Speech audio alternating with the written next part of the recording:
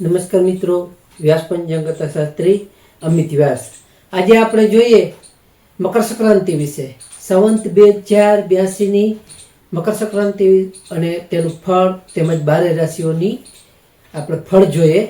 તો પ્રથમ વિક્રમ સંવંત 2082 મકર સંક્રાંતિ જોઈએ. તો મકર સંક્રાંતિમાં તારીખ 14/1/2026 બુધવારના રોજ શ્રી સૂર્યનારાયણ દેવનું મકર રાશિમાં ગોચર થાય છે, જેને આપણે મકર સંક્રાંતિ તરીકે ઉજવીએ છીએ. આ દિવસથી સૂર્યની નિર્યન મુજબ ઉત્તરાયણ ગતિનો પ્રારંભ થાય છે, જે આપણા આધ્યાત્મિક જ્યોતિષી દ્રષ્ટિએ અત્યંત મહત્વનું ગણવામાં આવે છે.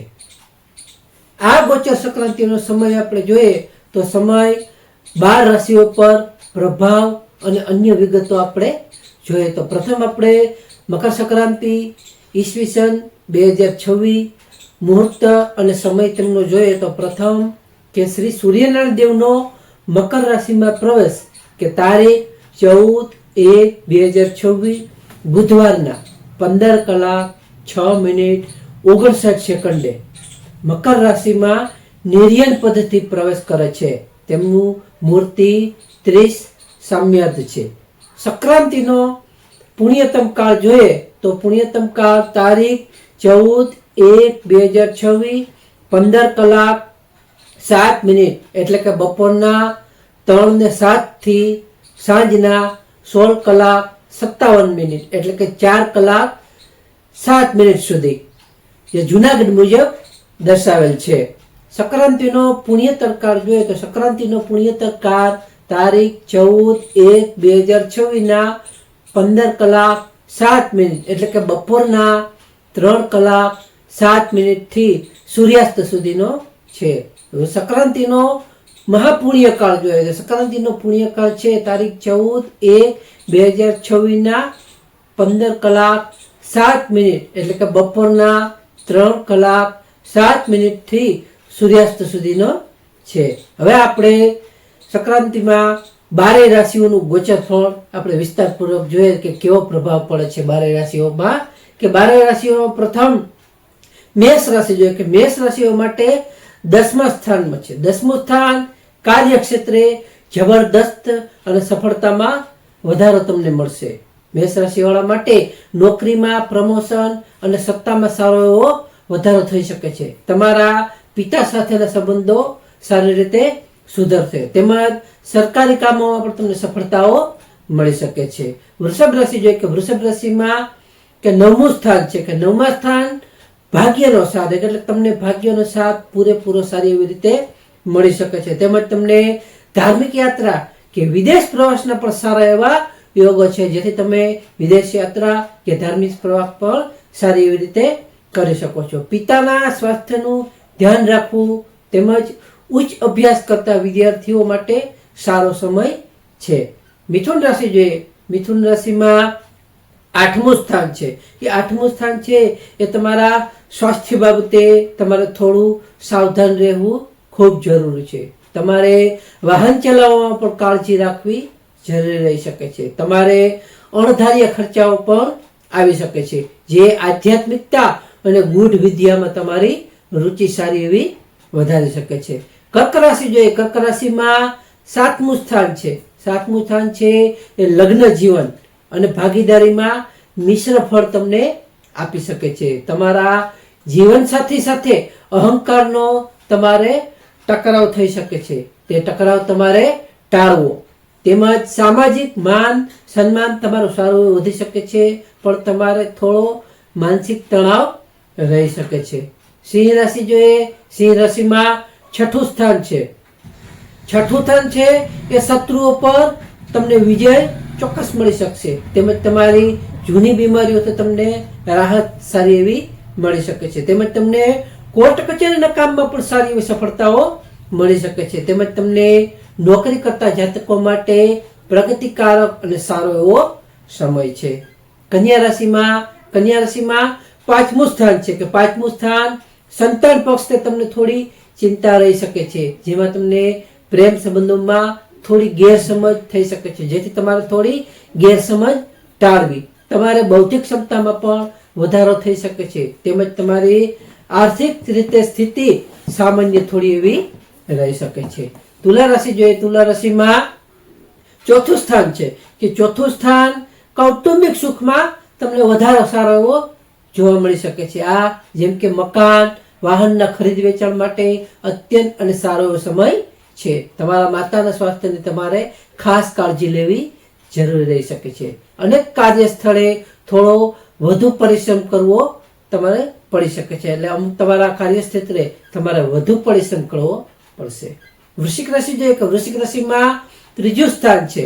ત્રીજા સ્થાનમાં તમારા આત્મવિશ્વાસ અને પરાક્રમમાં સારો એવો વધારો કરી શકે છે, તેમજ તમારા ભાઈ બહેનોનો સહયોગ પણ તમને સારી એવી રીતે મળી શકે છે, તેમજ તમને ટૂંકી મુસાફરીથી સારો એવો લાભ થઈ શકે છે. તમે ટૂંકી મુસાફરી પણ કરી શકો છો, તેમજ તમને સામાજિક વર્તુળ તમારું સારું એવું વધી શકે છે અને તમારી સારી એવી પ્રતિષ્ઠા પણ વધી શકે છે, તેમાં તમને પ્રતિષ્ઠા પણ મળી શકે છે.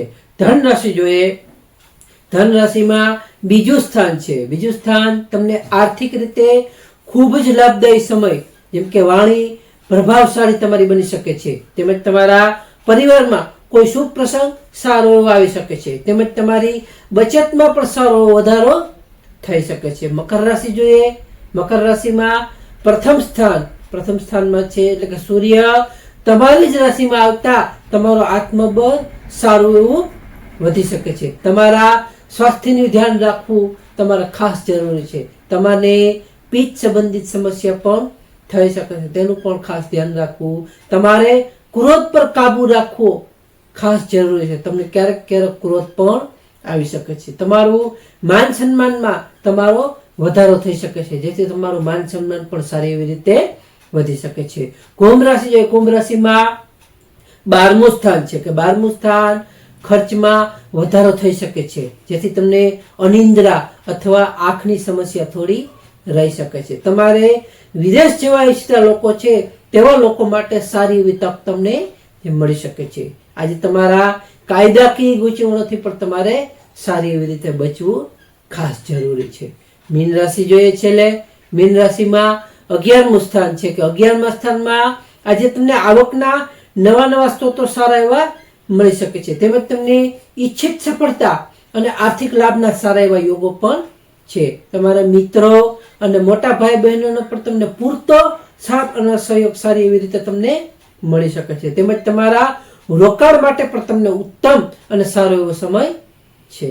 તો આ તે 12 રાશિઓની શુભાશુભ ફળ. હવે આપણે જોઈએ સૌર માસની શુભાશુભ તારીખો જોઈએ, તો શુભાશુભ સૌર માસમાં કે આ સૌર માસમાં તારીખ 14/1/2026 થી તારીખ 13/2/2026 દરમિયાન મુખ્ય આપણે દિવસો જોઈએ તો કે શુભ દિવસો. પ્રથમ આપણે શુભ દિવસો જોઈએ જાન્યુઆરી માસના, કે જાન્યુઆરી માસમાં તારીખ 14/1/2026 મકર સંક્રાંતિ સાથે સાથે ષટતિલા એકાદશી પણ છે, જેથી કરીને દાન માટે ઉત્તમ દિવસ માનવામાં આવે છે.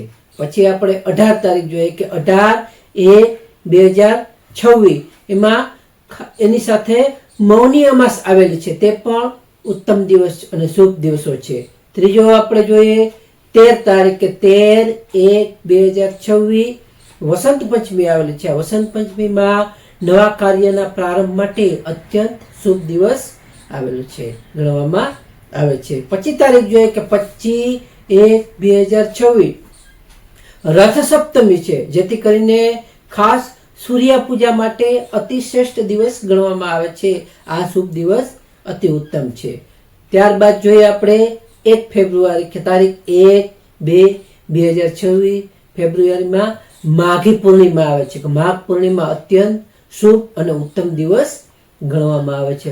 હવે અશુભ અને સાવધાનીના દિવસો આપણે જોઈએ તો કે ચંદ્રની સ્થિતિ મુજબ દર માસની જેમ તારીખ 4, 8, 13, 17, 22 અને 26 આ જાન્યુઆરી મહિનાના આ દિવસો મહત્વના નાણાકીય તમે નિર્ણયો લેતા પહેલા તમારે ખાસ વિચારવું જોઈએ કે આટલી તારીખો છે એ અશુભ તારીખો છે. કે ખાસ નોંધ જોઈએ તો કે 14 જાન્યુઆરીએ કમૂરતા એટલે કે ખર માસ પૂર્ણ થતા હોવાથી રાબેતા મુજબ લગ્ન જેવા શુભ માંગલિક કાર્યો ફરીથી શરૂ થઈ શકશે. હવે આપણે શુભાશુભ રંગ અને શુભાશુભ વેશ વસ્ત્ર જોઈએ તો કે શ્રી સૂર્યનારાયણ દેવના આશીર્વાદ અને આપણે સકારાત્મક ઉર્જા મેળવવા માટે શુભ રંગ જોઈએ. આપણે પ્રથમ તો શુભ રંગ તો કે લાલ અને કેસરી, આ બે સૂર્યના પ્રિય રંગો છે જે આત્મવિશ્વાસ અને આપણું તેજ વધારે છે. પીળો અને સોનેરી રંગ છે એ સુખ, સમૃદ્ધિ અને આપણા જ્ઞાનના પ્રતીક તરીકે ઓળખવામાં આવે છે. ઘેરો, વાદળી કે કાળો કે સાવધાનીપૂર્વકના રંગ છે જે મકર રાશિ શનિની છે, તેથી આ રંગો શનિદેવને શાંત રાખવા માટે પહેરી શકાય. પરંતુ ખાસ સૂર્યનારાયણ દેવની પૂજા વખતે આપણે લાલ પીળા વસ્ત્રોને જ પ્રાધાન્ય આપવું જોઈએ. વેશભૂષામાં આપણે જોઈએ તો કે વેશભૂષામાં ખાસ તો સંક્રાંતિના દિવસે સ્નાન બાદ લાલ, કેસરી અથવા સફેદ શુદ્ધ અને સુતરાઉ વસ્ત્રો પહેરીને જ સૂર્યનારાયણ દેવને આપણે અર્ધ્ય દેવો જોઈએ. આ માસમાં ખાસ રવિવારના દિવસે લાલ રંગના વસ્ત્રો ધારણ કરવા વિશેષ ફળદાયી અને ઉત્તમ રહી શકે છે. ખાસ ટિપ્પણી આપણે જોઈએ તો કે મકર સંક્રાંતિએ ખાસ તો તલ, ગોળ તેમજ ઓઢવાના ધાબળા અને અન્નનું દાન શ્રેષ્ઠ કરવું. તમામ જાતિના જાતકો માટે આ દાન કરવાનો અધિકાર છે. જો આ દાન કરી શકે તો સર્વ રીતે તેને પુણ્યદાયી રહી શકે છે. તો નમસ્કાર મિત્રો, આ માહિતી તમને જો સારી લાગી હોય તો ચોક્કસ લાઈક કરો, શેર કરો, જેથી કરીને આ માહિતી આગળના લોકોને પહોંચી શકે, અને સબસ્ક્રાઇબ કરો તો આમાં આવી નવી માહિતી અમે આપતા રહીએ તો સૌથી પહેલા તમને મળે. તો આભાર.